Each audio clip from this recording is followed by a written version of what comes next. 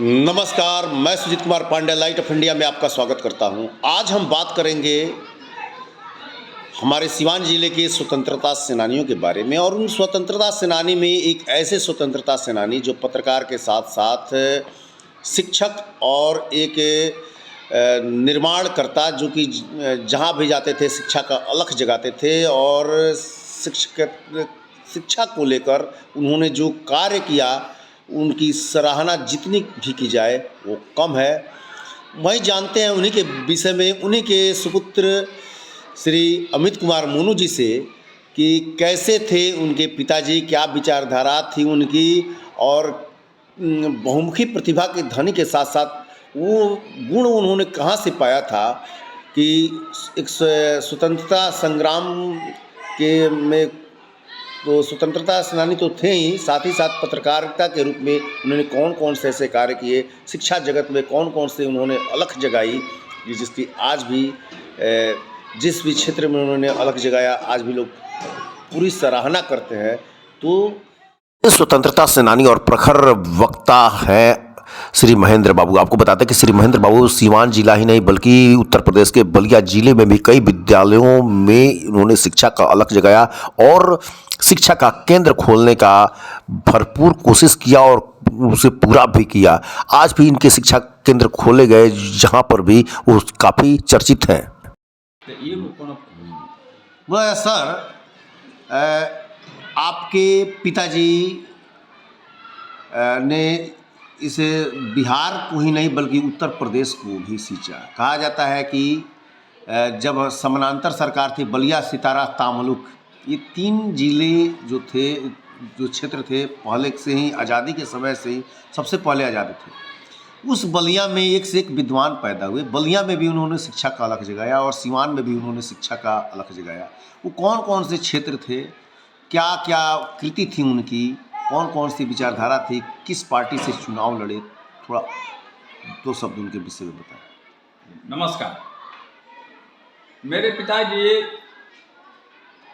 एक शिक्षक थे, मूलतः तो शिक्षक ही थे, शिक्षा से उनका लगाव था, लेकिन स्वतंत्रता आंदोलन में, छात्र जीवन में वह 1942 के अंग्रेजों भारत छोड़ो आंदोलन में जुड़े और इसके पीछे एक कहानी है कि इनके मामा जो हिंदी साहित्य सम्मेलन के संस्थापक सचिव थे, रामधारी प्रसाद सिंह विशारद, और वह मुजफ्फरपुर के पास भगवानपुर एक गांव है, वहीं इनका ननिहाल पड़ता था। वो मुजफ्फरपुर जिला कांग्रेस कमेटी के अध्यक्ष हुआ करते थे, डिस्ट्रिक्ट बोर्ड के चेयरमैन थे उस समय, पुराना मुजफ्फरपुर जिला, और बिहार के प्रमुख स्वतंत्रता सेनानियों में उनकी गणना की जाती थी। राजेंद्र बाबू जैसे लोग उन्हीं के घर ठहरते थे। पूरा परिवार जो है, श्यामधारी बाबू, रामधारी बाबू, ये सारे लोग स्वतंत्रता आंदोलन से जुड़े रहे और इसका प्रभाव इन पर भी पड़ा, इसलिए ये स्वतंत्रता आंदोलन में कूद पड़े। घर में चर्चाएं भी इसी प्रकार हुआ करती थी। महेंद्र बाबू के पिताजी यानी मेरे दादाजी स्वर्गीय रसिक बिहारी शरण, ये वकील भी थे और कांग्रेस के सक्रिय कार्यकर्ता थे। 1920 में असहयोग आंदोलन में 6 महीना तक ये वकालत छोड़ करके, ये वकील थे सिवान में, छपरा में, यानी नॉन कोऑपरेशन मूवमेंट जो चला था, जी, असहयोग आंदोलन, उसमें पूर्ण रूप से सहभागिता दादाजी का था। जी, उन्हीं की थी। और कांग्रेस ने एक मुठिया कार्यक्रम चलाया था, प्रत्येक घर से एक मुट्ठी अनाज देना, ये गांव में पंचायतों का गठन करना। 6 माह तक ये वकालत छोड़ करके गांव-गांव में हर घर से एक एक मुट्ठी अनाज इकट्ठा किए, पंचायतों का गठन किया। ये स्वयं दिघवलिया पंचायत के सरपंच रहे और यही प्रभाव रहा कि इनको सारण जिला कांग्रेस कमेटी ने विशेष धन्यवाद पत्र जो है अपने जिला सम्मेलन में दिया था और इनका अभिनंदन किया था, स्वर्गीय रसिक बिहारी शरण जी का।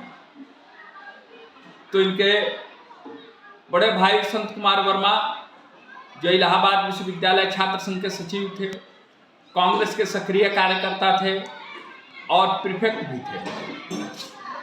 पंडित जवाहरलाल नेहरू जी से उनका गजब का लगाव था, वह भी कांग्रेस में सक्रिय रहे।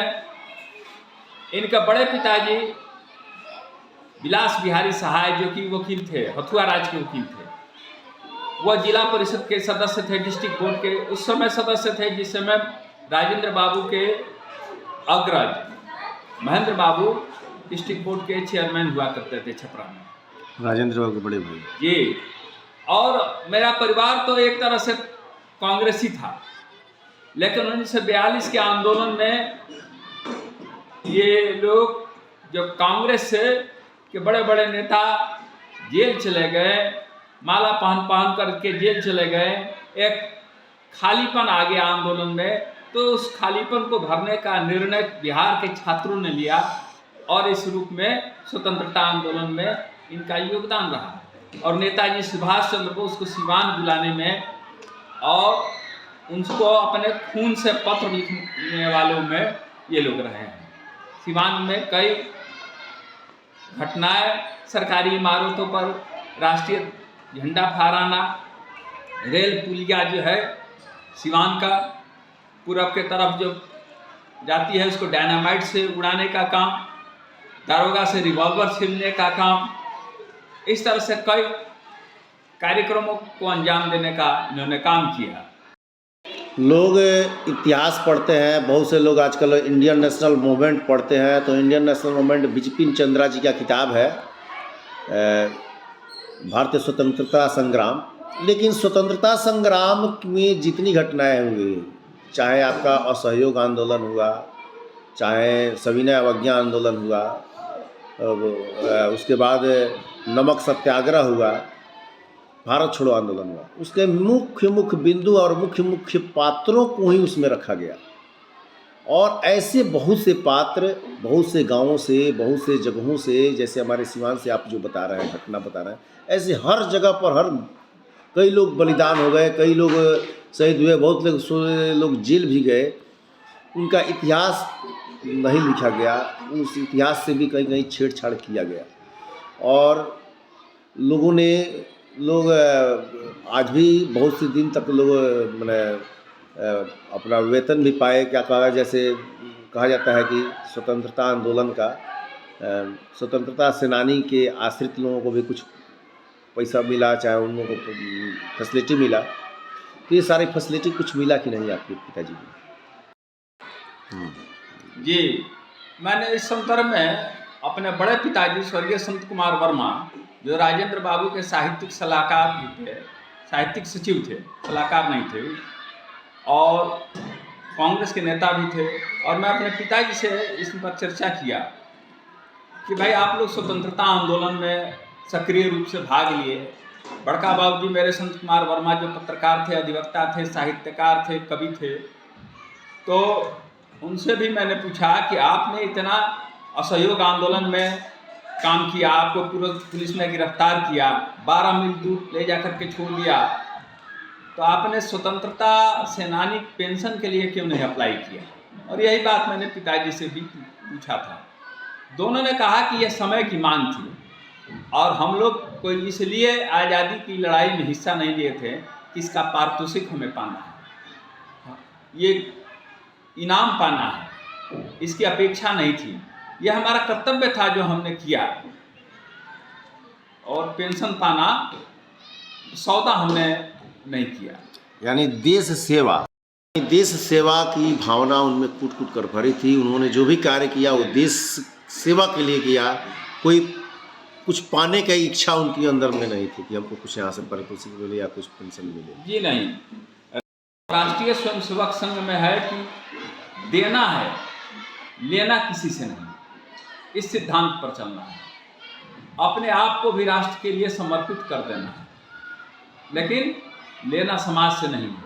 अपना खुद समाप्त करके और काम करना है, अपना लगा करके काम करना है।